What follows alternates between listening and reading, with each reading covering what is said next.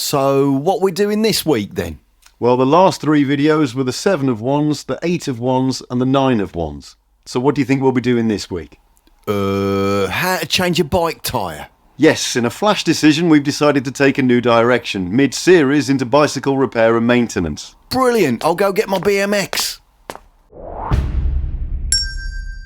So the 10 of Wands is all about oppression, in particular the result of taking on too much work. A bit like making a promise to yourself that you'll do a video on every single one of the 78 tarot cards, only to find less than halfway through that your views are dwindling, and no matter what you do, the YouTube algorithm thinks you're a total loser. Just plucking an example entirely out of thin air. The Sforza and Marseille look like every other Sforza and Marseille wand card, but with, you guessed it, an extra wand. I'm really glad I included that section. The Solar Busker card has 10 wands on it, together with a picture of some bloke who looks a bit like Caesar.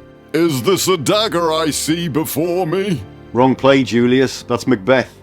And it's not a dagger, it's a wand. It's always a wand.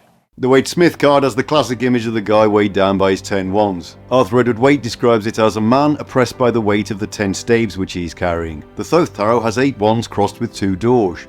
Doges or doge? I think the collective term is doge, but I'm not sure. If there are any Tibetans watching and I've got that wrong, I apologise. Crowley says the whole picture suggests oppression and repression. It is a stupid and obstinate cruelty from which there is no escape. It is a will which has not understood anything beyond its dull purpose. According to Milo Duquette, all factors conspire to make this an altogether unpleasant card. You're not helping the mood in here, Lon. We have said that 6 represents the terrestrial globe, presented from a general principle of animation. I've got no idea what he's talking about, and to be honest, I don't think I want one. The Hermetic title for the 10 of Wands is Lord of Oppression. So we can see the oppression aspect really clearly in Pixie's version. She definitely took inspiration from the Solar Busker 10 of Swords for this one. If you put them side by side, you can see they're almost the same card. Rachel Pollack says the 10 shows us on the surface an image of a person burdened and oppressed by life, and especially by responsibility. The Thoth tarot is a little more subtle, but the same concept is there. Milo Duquette says Harris ingeniously illustrates this by transforming the doge into dark iron prison bars. So it's still about burdens and oppression, but in this case I think it's more about feeling trapped by them. The 10 of Wands corresponds to the Sagittarius zodiac sign and to the planet Saturn. Well, there's a surprise. Saturn hammering into poor old Sagittarius. Have you ever noticed that whenever you find the term "a good time for self-reflection" getting thrown around, it usually means that everything's going to be a bit shit for a while? I found a few other things getting repeated, like evaluation of our long-term goals and a sign of being tested. You ever feel like you're being tested? The 10 of Wands resides in the world of Absolute and sits at the 10th Sephiroth of Malkuth, at the very bottom of the Pillar of Mildness. The name of this Sephiroth translates to Kingdom.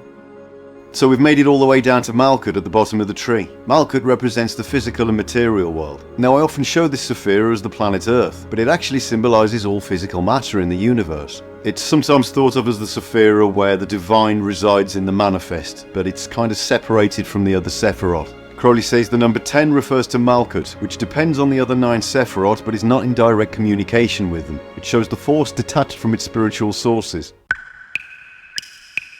The 10 of Wands herb is prickly ash bark, also known as Hercules' club, thanks to its thick, knobbly thorns. But what does it all mean?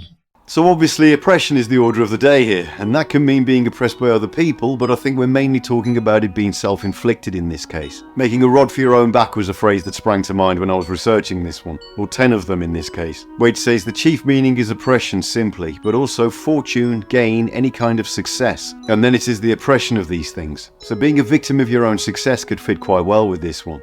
For me personally, and especially right now, I'm seeing this card as the pressure that we sometimes put on ourselves to be perfect. I think sometimes we can set very high standards for ourselves and then get really down if we're struggling to meet them. More than anything, I'd say this card highlights the need for self-care, maybe taking some time out and reflecting on what you're doing. This is probably going to sound a bit weird, but I honestly feel like I've lived through every one of the cards that I've made a video about, and none more so than this one. I really need to follow the advice of this card and stop taking things too seriously. Thunderstorms, earthquakes will strike the area where you live. Blimey, it's all kicking off. Knights of Industry will try to take over your ruin if you are not careful. Now hang on, the place could do with a lick of paint, but I wouldn't exactly call it a ruin. I'd say reversed, we're talking about getting overwhelmed by the oppression, whether that's coming from our environment or other people or from ourselves. Waite says reversed, contraries, difficulties, intrigues and their analogues.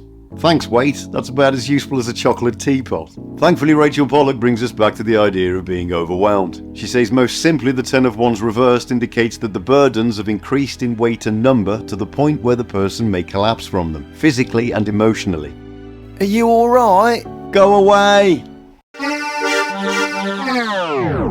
This goes back to the Knights trying to take over your ruin. He says, but if this card is in the reverse, it indicates that you will foil their nefarious plans. Oh good, well at least the ruin is safe. The big takeaway for the 10 of Wands is the idea of labouring under the weight of too many expectations. That can come from other people or from ourselves. In my case, it's definitely from myself. This card is telling me to chill out and enjoy the process rather than focusing on the outcome. Crowley had an interesting way of looking at that. He said it is lust of result and will devour itself in the conflagrations it has evoked. Thank you for tuning in to Kippy's Quest. May the coming days bring you freedom, and we hope you won't feel too oppressed to like this video and subscribe to our channel. Until next time.